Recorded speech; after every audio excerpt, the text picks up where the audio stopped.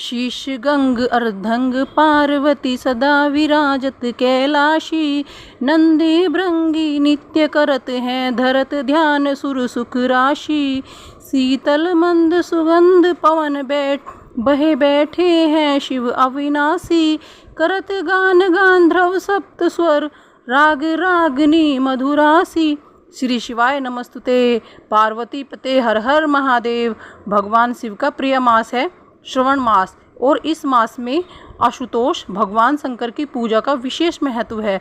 वैसे तो पूरे मास में आशुतोष भगवान शंकर की पूजा का विशेष महत्व है। वैसे तो पूरे मास में ही भक्त भोलेनाथ की पूजा अर्चना करते हैं, लेकिन जो प्रतिदिन पूजा न कर सके उन्हें सोमवार को भगवान शिव की पूजा अवश्य करनी चाहिए, और अगर संभव हो तो व्रत भी रखना चाहिए। सोमवार भगवान शंकर का प्रिय दिन है, इसलिए प्रदोष काल में सोमवार के दिन भगवान शिव और माता पार्वती सहित समस्त शिव परिवार का पूजन करना चाहिए। भगवान शिव को आशुतोष कहते हैं, और आशुतोष का अर्थ होता है तुरंत प्रसन्न होने वाले या तत्काल संतुष्ट होने वाले देवता। इसलिए सोमवार के दिन की गई पूजा पाठ बहुत ही जल्दी फलित होती है।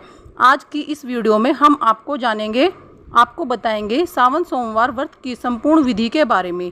व्रत में एक दिन पहले क्या करना है, व्रत के दिन आपको क्या क्या करना है, किन किन बातों का ध्यान रखना है, कौन से काम ऐसे हैं जो करने से व्रत खंडित हो सकता है, किस प्रकार आपको व्रत के नियमों का पालन करना है, विधि विधान से पूजा कैसे करनी है, शिवलिंग यदि ना हो तो कैसे शिवलिंग की पूजा आप कर सकते हैं, और फलाहार में क्या क्या ग्रहण कर सकते हैं। जो लोग सावन महीने के सभी 4 सोमवार व्रतों का पालन न कर पाए, अगर कोई व्रत छूट जाए तो क्या करें। यदि कन्याओं या महिलाओं को व्रत वाले दिन पीरियड्स हो जाएं तो उसे ऐसे में क्या करना चाहिए। जो लोग केवल सावन के सोमवार के व्रत रखते हैं उन्हें उद्यापन कब करना चाहिए, और जो लोग सावन के महीने से सोमवार व्रत उठाना चाहते हैं उन्हें क्या क्या करना चाहिए, कब उद्यापन करना चाहिए, कितनी संख्या में व्रत रखना चाहिए। यह सारी बातें आज हम आपको इस वीडियो में आपको जानने को मिलेगी। जानकारी अगर आपको पसंद आए तो वीडियो को लाइक करके कमेंट बॉक्स में भोलेनाथ की जय जरूर लिखेंगे। पवित्र सावन मास में जब धरती हरियाली की चादर ओढ़ती है तब शिव भक्तों का हृदय श्रद्धा से सराबोर हो उठता है। यह वही मास है जब स्वयं माँ गंगा भगवान शिव की जटाओं से होकर धरती पर अवतरित होती है। सावन के सोमवार भगवान भोलेनाथ को समर्पित होते हैं, और इस दिन व्रत करने से विशेष पुण्य फल की प्राप्ति होती है। कहा गया है सावन का सोमवार शिव का वरदान, भक्ति से जो करे उपवास पूर्ण हो सब काम।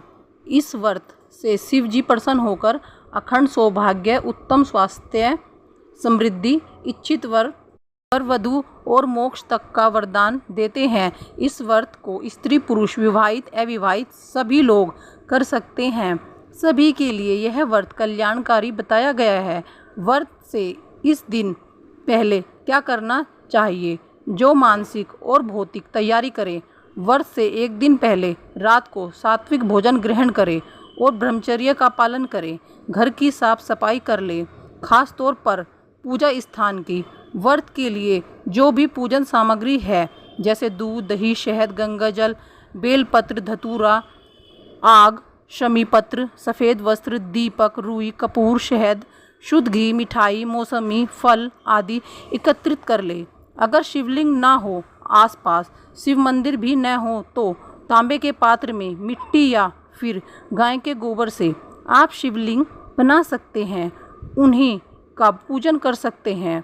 और ऐसा करना भी संभव न हो तो भगवान शिव की धातु की प्रतिमा या तस्वीर की पूजा भी आप कर सकते हैं। व्रत के दिन आपको क्या क्या करना चाहिए, चलिए जानते हैं इस बारे में। तो व्रत वाले दिन सुबह ब्रह्म मुहूर्त में उठें। जितनी जल्दी हो सके सूर्य उदय से पहले उठने की आप कोशिश करें। स्नान करें, वस्त्र धारण करें शांत मन से। अब आप पूर्व दिशा की ओर मुँह करके सूर्य देवता को 1 लोटा जल में काले तिल डालकर अर्पण करें। इसके बाद अपने घर के मंदिर में गंगा जल छिड़ककर शुद्धि कर लें। आप पूर्व दिशा या उत्तर दिशा की ओर मुंह करके एक ऊनी आसन पर या कुशा के आसन पर बैठें। अब दाहिने हाथ में थोड़े से अक्षत, जल और बेलपत्र लेकर व्रत को संकल्प ले। संकल्प मंत्र आपको इस प्रकार सच्चे मन से बोलना है या इस प्रकार से कहना है कि ओम विष्णु रूपाय नमः, ओम नमो शिवाय। आज सावन मास के पवित्र सोमवार को मैं फल, फूल, जप, तप, उपवास द्वारा भगवान शिव का पूजन करूंगी या पूजन करूंगा। मेरी यह पूजा निष्काम भाव से हो। हे भोलेनाथ, मेरे द्वारा रखे गए व्रत उपवासों को आप स्वीकार कीजिएगा। व्रत के दौरान यदि कोई गलती हो जाए तो अपने वात्सल्य से उसे क्षमा कीजिएगा। संकल्प लेते समय अपने ऊपर थोड़ा गंगा जल या शुद्ध जल छिड़के और हाथ में जल, पुष्प, अक्षत और बेलपत्र लेकर संकल्प करें। संकल्प करने के बाद आप संकल्पित जल को धरती पर छोड़ दें। अब आपको आचमनी शुद्धि और स्तुति करनी है। ध्यान मुद्रा में बैठकर सबसे पहले आसन शुद्ध कर ले, फिर पृथ्वी देवी भूमि को स्पर्श करें। मन से क्षमा मांगे कि मैं आप पर बैठ रहा हूँ या बैठ रही हूँ। ओम पृथ्वाय नमः। इसके बाद आचमनी करनी है। जब हम स्नान करते हैं तो हमारा शरीर पवित्र हो जाता है, लेकिन आचमनी करने से हम मन, वचन और कर्म से भी शुद्ध हो जाते हैं और भोलेनाथ की भक्ति या फिर उपवास के लिए तैयार हो जाते हैं। अगर आचमनी पात्र हो तो आचमनी पात्र से, नहीं तो शुद्ध जल के लोटे से, चम्मच से आप अपने बाएं हाथ से दाहिने हाथ में थोड़ा सा जल और इस तरह से कहें, ओम पवित्राय पवित्रोय सर्वस्थाम गतो अपीवा यह स्मृते पुंडिकाक्षाय स ब्रह्म भयते शुचेः। इस प्रकार से करने पर हमारा आचमन भी शुद्ध हो जाता है। आप सबसे पहले भगवान शिव की स्तुति करें, ध्यान करें। ओम नमः शिवाय सताय करुणावतारम पशूनाम पत एत्वाम्भम गौरीशाय नमो नमः या फिर महामृत्युंजय का मंत्र का जाप कर सकते हैं। अब आपको पूजा करनी है। अगर आप आसपास शिव मंदिर में जाकर शिवलिंग का पूजन कर सकते हैं तो बहुत अच्छी बात है, नहीं तो घर में ही पूजा की जा सकती है। शिवलिंग नहीं है तो जैसे कि आपको बताया, आप मिट्टी से, शुद्ध मिट्टी से बालू रेत मिलाकर या गाय के गोबर से भी शिवलिंग बना सकते हैं। पूरे दिन पूजा करने के बाद आप उसे अगले दिन सुबह पूजा करके विसर्जित कर सकते हैं। पंचोपचार विधि से पूजा की जाती है तो पंचोपचार, यदि समय ज़्यादा हो तो षडोपचार विधि से भी पूजा कर सकते हैं। सबसे पहले भगवान को चंदन अर्पित करें, फिर पुष्प, बेलपत्र, धतूरा, शमीपत्र, सफ़ेद पुष्प भगवान को अर्पित करें। धूप दिखाएं, भगवान के समक्ष घी का दीपक जलाएं। घी का दीप यदि जलने की सामर्थ्य ना हो तो तिल का तेल भी आप जला सकते हैं। आप भगवान को फल, मिठाई, गुड़, शहद, मौसमी फलों का जूस या मौसमी फल अर्पित करें। साथ में कुछ दक्षिणा भी मंदिर में रखें, जिसका दान आप किसी योग्य निर्धन व्यक्ति को दान में दे सकते हैं। आज के दिन शिवलिंग का अभिषेक भी किया जाता है। अभिषेक करते समय आपका मुंह पूर्व या उत्तर दिशा की तरफ हो और ध्यान रखिएगा, अगर पंचामृत से केवल दूध या दही से आप अभिषेक कर सकते हैं तो तांबे के लोटे का प्रयोग आप न करें। तांबे के पात्र में रखा गया दूध, दही या पंचामृत विष के समान हो जाता है। इसके लिए आप स्टील के या फिर पीतल के लोटे का प्रयोग कर सकते हैं। यदि आप अभिषेक कर रहे हैं पंचामृत से तो सबसे पहले एक बार गंगा जल से अभिषेक करें, फिर पंचामृत से अभिषेक करें, फिर उसके बाद एक बार शुद्ध जल से अभिषेक करें और फिर चंदन आदि त्रिपुड़ लगाएं। दीप धूप अर्पित करें। भगवान को जो भी पुष्प आदि है वह अर्पित कर सकते हैं। यदि अभिषेक नहीं कर रहे हैं तो एक बार शिवलिंग पर 1 लोटा जल अवश्य चढ़ाएं और सच्चे मन के साथ ओम नमो शिवाय मंत्र का जाप करते रहें। इस प्रकार से आपकी सुबह की पूजा प्रारंभ होती है। अगर सुबह ज़्यादा समय है तो आप कथा का श्रवण कर सकते हैं, मंत्र शिव चालीसा का पाठ और आरती कर सकते हैं। कपूर जलाकर आरती उतारें। जो भोग अपने भगवान को अर्पित किया है उसे सुबह स्वयं ना ग्रहण करें, सभी लोगों में प्रसाद रूप में बांटें। दिन भर आप व्रत रखें। यदि सुबह कम समय है तो केवल आप सुबह संकल्प लेकर ही और आरती करके व्रत प्रारंभ कर सकते हैं, लेकिन शाम को सूर्यास्त के 45 मिनट पहले और 45 मिनट बाद का जो समय प्रदोष काल का होता है उस समय विधि विधान से पूजा अवश्य करें। व्रत के दौरान ओम नमः शिवाय का मंत्र या फिर महामृत्युंजय का मंत्र यथासंभव जाप करते रहें। अगर हो सके तो 108 की सामग्री आप शिवलिंग पर अर्पित कर सकते हैं, जैसे कि 108 बेलपत्र, 108 पुष्प, 108 काजू मखाने या 108 अक्षत शिवलिंग पर अर्पित कर सकते हैं। इसके अलावा 108 की संख्या में हरे साबुत मूंग भी भगवान को अर्पित कर सकते हैं। 108 रुद्राक्ष की माला से 108 मंत्र का जाप भी कर सकते हैं। प्रत्येक सोमवार को आप इन नियमों में से जिस भी नियम का पालन कर सकते हैं उस नियम को आप अवश्य अपनाएं। व्रत के दौरान आप कठोर उपवास यदि करने में सामर्थ्य हैं, यदि शारीरिक क्षमता है तो सोमवार व्रत को निर्जला भी रखा जा सकता है, यानी बिना अन्न और जल के। शाम की पूजा करने के बाद आप इस व्रत में जल और फल ग्रहण कर सकते हैं। जो लोग निर्जला उपवास नहीं रख सकते वह दिन में दूध, पानी, चाय आदि का फल आदि का सेवन कर सकते हैं। मौसमी फलों के जूस का सेवन ध्यान रखें। जूस घर पर निकाला गया हो तो सेवन कर सकते हैं। शाम के समय एक बार फिर से विधि विधान से पूजा करनी चाहिए। लहसुन, प्याज, किसी भी प्रकार का अनाज, नमक, चावल आदि से परहेज करें। शाम को प्रदोष काल से पहले आपको एक बार फिर से स्नान करके साफ धुले हुए वस्त्र धारण करने हैं। पूजा की तैयारी प्रारंभ करनी है, क्योंकि इस समय में ही मुख्य पूजा की जाती है। भगवान शिव के समक्ष धूप दीप जलाए। शाम के समय भी आप जल अभिषेक कर सकते हैं। रुद्राभिषेक यदि करना चाहते हैं तो कर सकते हैं, जब भगवान शिव के समक्ष बैठकर शिव अष्टाक्षर मंत्र का जाप कर सकते हैं या शिव अष्टोत्तर शतनामावली का पाठ कर सकते हैं। भगवान शिव के समक्ष बैठकर हाथ में थोड़े पुष्प और अक्षत लेकर कथा का श्रवण करें। सावन सोमवार व्रत की कथा भी आपको हमारे चैनल पर हर दिन सुनाई जाएगी। आप चाहे तो हमारे चैनल पर भी सुन सकते हैं या खुद भी पढ़ सकते हैं।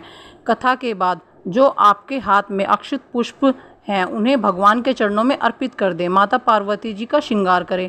माता पार्वती का सुहाग की सामग्री जो भी अर्पित करते हैं उनमें से कुछ सामग्री यदि आप सुहागिन हैं तो आशीर्वाद रूप में अपने लिए भी रख सकती हैं। शिव चालीसा का पाठ करें। कोई विशेष मनोकामना है तो उस पूर्ति के लिए सच्चे मन से प्रार्थना कर सकते हैं। सबसे अंत में कपूर जलाकर आरती उतारें और भगवान को भोग लगाएं। शाम के समय जो लोग फलाहार में सेंधा नमक का सेवन करना चाहते हैं तो उन्हें पहले भगवान को भोग अर्पण करना चाहिए। खासतौर पर आप खोए की मिठाई या दूध से बने हुए कुछ भी व्यंजन आप भगवान को अर्पित कर सकते हैं और उसके बाद शाम की पूजा करने के बाद आप शिवलिंग पर चढ़ा हुआ प्रसाद ग्रहण करके अपने व्रत का प्रयाण भी कर सकते हैं। ध्यान रखें, सोमवार व्रत में जहाँ तक हो सके अन्न का सेवन करने से बचना चाहिए, लेकिन जिनके लिए अन्न ग्रहण करना बहुत ज़रूरी है और ऐसे भक्त जो उपवास भी रखना चाहते हैं वे केवल सात्विक भोजन ही ग्रहण करें। आप लहसुन, प्याज, मसूर की दाल, बैंगन या कढ़ी आदि का सेवन भूलकर भी सोमवार व्रत में न करें। पूजा करने के बाद सुबह और शाम को सच्चे मन से भगवान शिव से प्रार्थना करें, हे भोलेनाथ, मुझसे अगर पूजा में कोई त्रुटि चूक या उच्चारण में गलती, मन की चंचलता, विधि में अशुद्धता, सामग्री कमी या ध्यान में विघ्न हुआ हो तो कृपया उसे क्षमा करें। मैं अज्ञानवश कोई अपराध कर बैठा हूँ या कर बैठी हूँ तो हे भोलेनाथ उसे अपने दास का बाल बुद्धि समझकर क्षमा करें। मेरे मन, वाणी और कर्म से जाने अनजाने में जो भी दोष हुआ हो, हे करुणामय शंकर आप सबको क्षमा करें। आपने मुझे इस व्रत का और पूजन का अवसर दिया, इसके लिए मैं कृतज्ञ हूँ। आप कृपया मेरी श्रद्धा को स्वीकार करें, मेरी भक्ति का फल दें और मुझे अपने चरणों की भक्ति में स्थिर रखें। इस तरह से अगर सच्चे मन से प्रार्थना की जाए, क्षमा याचना की जाए, तो भोलेनाथ हर गलती को भूलकर अपने भक्तों की झोलियाँ खुशियों से भर देते हैं। आप बात करते हैं कि कितनी संख्या में यह व्रत करने चाहिए, तो देखिए बहुत से लोग तो केवल सावन के महीने में पड़ने वाले सोमवार व्रत ही रखते हैं। किसी कारण से अगर आप पहला व्रत ना रख पाए तो बाकी 3 व्रत भी रख सकते हैं। 3 न रख पाए तो किसी कारण से पहला दूसरा छूट जाए तो केवल 2 ही व्रत रखें। लेकिन अगर आपने केवल सावन सोमवार ही व्रत रखने हैं तो चाहे आप व्रत 1 रखें, 2 रखें या 3 रखें या 4 रखें, आपको सावन मास की समाप्ति पर व्रतों का उद्यापन अवश्य करना चाहिए। जो भी अंतिम सावन सोमवार है उसमें पूरा दिन उपवास रखने के बाद शाम को प्रदोष काल में पूजा करके व्रत का उद्यापन कर सकते हैं। अगर किसी सावन सोमवार में माताओं बहनों को पीरियड्स आ जाते हैं तो ऐसी अवस्था में व्रत को बीच में अधूरा नहीं रखना चाहिए। व्रत तो आपको रखना चाहिए, लेकिन उस व्रत को गिनती में नहीं गिना जाएगा और आप व्रत के सभी नियमों का पालन करें। बस मानसिक रूप से पूजा करें। मोबाइल आदि के माध्यम से कथा श्रवण कर सकते हैं, मंत्र जाप कर सकते हैं, दूसरे के हाथ से प्रसाद भी ग्रहण कर सकते हैं। स्वयं से पूजा नहीं करनी चाहिए। बहुत से श्रद्धालु सावन के महीने से 16 सोमवार व्रत ही प्रारंभ करते हैं। तो आपके मन में एक प्रश्न जरूर आता है, खास तौर पर माताओं बहनों को, कि किसी कारण से अगर आपको कोई सावन सोमवार व्रत छूट जाए या 16 सोमवार का आपने संकल्प लिया है, कोई व्रत आपका गलती से छूट जाए, आप ना रख पाए उस दिन व्रत या पीरियड्स के कारण व्रत न रख पाए, आप यदि घर से बाहर हों, तो ऐसी स्थिति में आपको वह व्रत खंडित माना जाएगा। तो देखिए कभी भी अगर ऐसा होता है कि आप किसी सोमवार व्रत न रख पाएँ तो उससे अगले सोमवार का व्रत अवश्य रखें। व्रतों की संख्या 16 ही होनी चाहिए। जब आप व्रत का उद्यापन करें तो जितने व्रत आप नहीं रख पाए हैं उतने व्रत आपको एक्स्ट्रा रखकर फिर व्रतों का उद्यापन करना चाहिए। विवाहित महिलाएं अगर 16 सोमवार का व्रत करती हैं तो सौभाग्य खंड बना रहता है। अविवाहित कन्याएं अगर सोमवार व्रत में शिव विवाह कथा का पाठ करें तो विवाह के योग्य शीघ्र बनते हैं। इसके अलावा एक बेलपत्र पर ध्यान रखें, 3 पत्ते वाला कम से कम बेलपत्र होना चाहिए, जिस पर चंदन से ओम नमो शिवाय यदि लिखकर भगवान शिव को अर्पित किया जाए तो जो भी अविवाहित लोग हैं उनके विवाह के योग बनते हैं। उन्हें अच्छे गुणों वाले जीवन साथी की प्राप्ति होती है।